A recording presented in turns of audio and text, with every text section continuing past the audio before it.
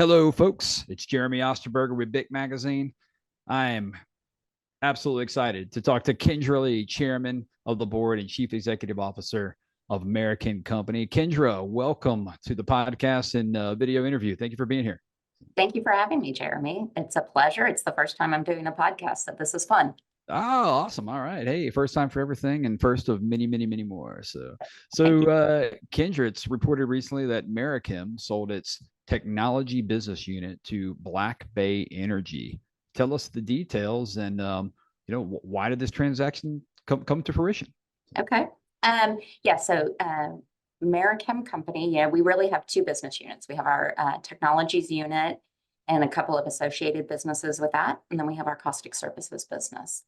And so as we really looked at the strategic plan for where Merichem is headed, it was very evident that for the process technology business to really grow effectively, it needed new ownership. And so we started looking, probably started this process not quite a year ago.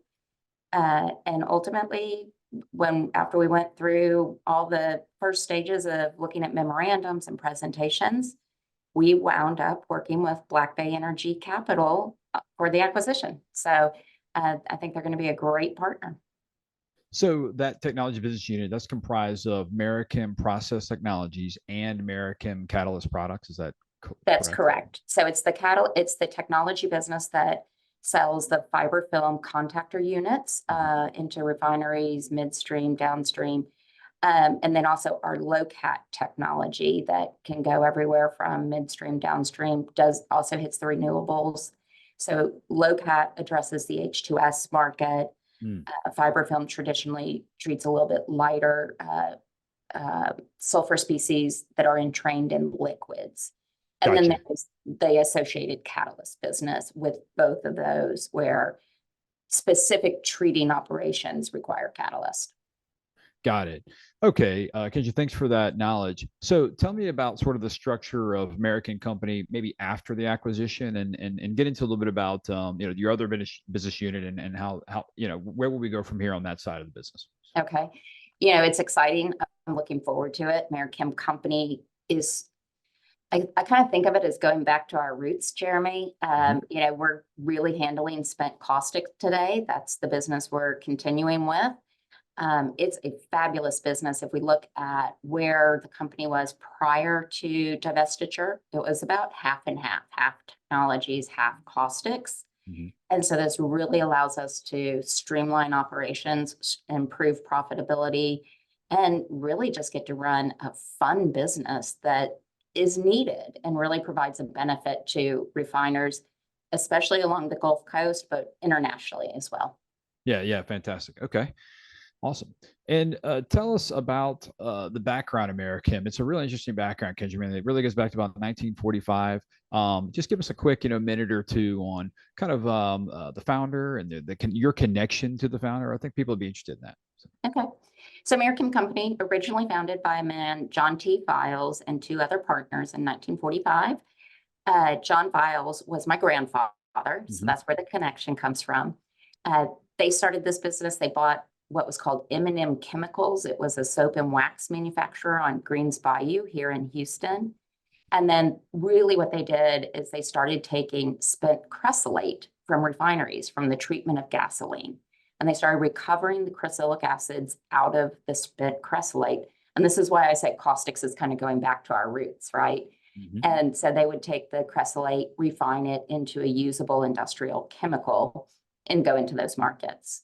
Those gentlemen ran the company up until early to mid 60s when they thought, okay, maybe it needs to be in the hands of someone else. And so they sold the company to Jefferson Lake Sulphur.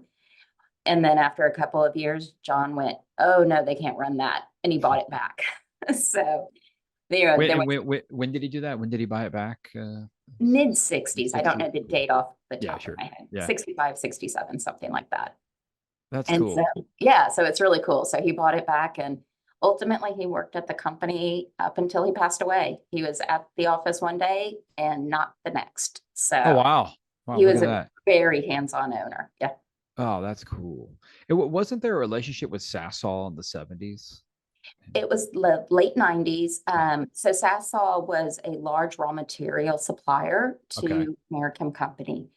And John really recognized the importance of that. And so he spent most, I'd say, late 80s to early 90s really trying to develop that relationship and put an agreement in place. So in 97, he did take the chrysalic acid business and put it into a joint venture with Sasol. Oh, And wow. that joint venture lasted until 2012. At the end of 2012, Sasol really decided they were the better owner for that joint venture and bought Merichem out of that. And Oh, wow. it was the right move because Merichem had really, from 97 to 2012, had really morphed into the technology business. So we developed our fiber film technology in the mid 70s, and you really saw that grow and flourish in the early 2000s. And so by the time Sasol said, no, we want to own all of Marisol, which was the joint venture, it made perfect sense. They were the right home for the business after that. That's cool. Kendra, are there other family members in the business, you know? There aren't. Okay, all right. So everybody always asks me that. They go, oh, wow, it's a family company. And I'm very proud of the fact that Merichem feels like a family company. We really drive that sense of family as a culture. But we're not a family company. If you look at it, you had John Files as the founder. You had one other person, his nephew, my cousin, who ran the joint venture. And then when John passed away, he came back and started running Merichem. I've worked for the company now for 28 years, so right out of college, and worked my way up into a position that when my cousin, Ken Curry, when he retired, I was in a position that I could take over running the company. Oh, cool. But yeah, those are the only three family members. So we are privately held, but we're not really a family company. We are a company, that treats our employees like family. Yeah, that's right. Yeah, that's great. Oh, really cool. Neat. No, I appreciate the history, and a lot of folks maybe don't know that history, so I appreciate you taking a little time to talk about it. So Kendra, let's talk about kind of the present and the future. So much pressure is on industry for meeting, ESG standards, improving emissions controls, and that is going to be a focus in the future. Tell me a little bit about Merichem's role in this demand that we're seeing from industry, and what role does Merichem play in that success? Okay, I'm gonna do it twofold. I'm gonna talk a little bit about Merichem Technologies, Sure. which is the new company that Black Bay Energy formed, and then I'll talk a little bit about Merichem Company. Perfect. But on the technology side for Merichem Technologies, really where they play again, it's in that H2S removal from both your gas streams and then the sulfur through your liquid streams to clean those up before they go to market. In addition, what they're really looking at and where Black Bay is going to be an excellent partner going forward, I'm really excited that they ultimately got ownership of the business, is as you look at the renewables market and the upstream and midstream market, they have a lot of knowledge about sulfur removal in those spaces that Merichem was not as deep in. And so Merichem Technologies has a new product in development that will address the H2S market on a smaller scale. So if you think about our low-cat technology, it addresses sort of a mid-range of sulfur needs. And then you have the scavengers on the light end, on the smaller end. Well, this new technology they're developing is going to address that smaller end with the scavengers and do it with a more environmentally friendly catalyst. And it's really exciting to see, and then to look at how they're going to place that into renewables where the low-cat units can't go. So I think you're going to see a lot of really fun growth out of Merichem Technologies. If you think about Merichem Company, by us really focusing on our caustic services business, if you think about what that business does, it doesn't address emissions, but what it does address is hazardous waste for the industry. So, if anyone who does caustic treating to clean up any of their liquid streams, we can take that for them. And then we can under a EPA guidance called beneficial reuse. Yep. We then move it into a market as a substitute for fresh caustic. So Gotcha. really our real sale point there is that we're reducing the amount of manifested hazardous waste that's being moved about. Gotcha.